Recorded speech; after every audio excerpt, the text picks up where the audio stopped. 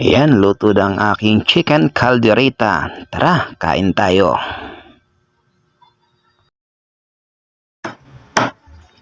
Magluluto kami ng kalderetang manok. Chicken caldereta. Ayan mga sangkap po.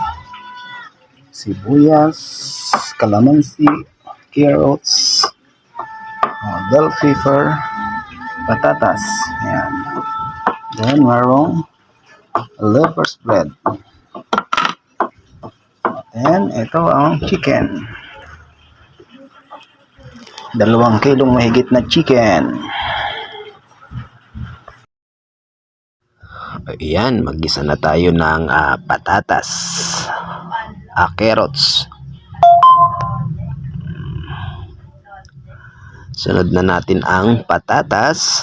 Ayan.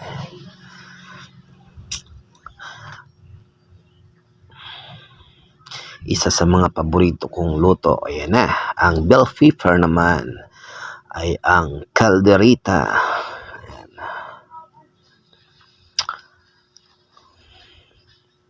Ito ang aking version. So, iba-iba naman tayo ng pagluluto kung sa paanong paraan.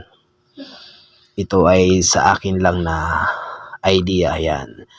Sibuyas, bawang, pinagsama ko na. So yan, dinamihan ko na ng sibuyas para mas masarap. Ayan. Mikos. Ayan, yan. Ayan, yung sinangkot sa karne, ayan na.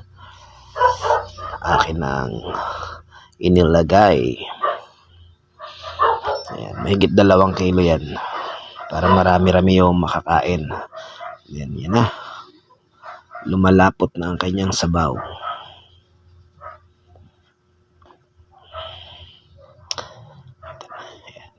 Ilagay na natin ang kanyang cheese para pang extra flavor. Yan.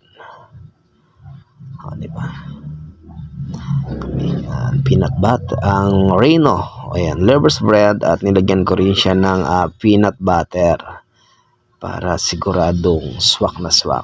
Ayan. So, eto na ang kinalabasan ng aking chicken caldereta. Ayan. Sinama ko na yung aking mga pinaritong carrots, patatas, at yung bell pepper. Ayan. Kunting reduce na lang ng sabaw at ready to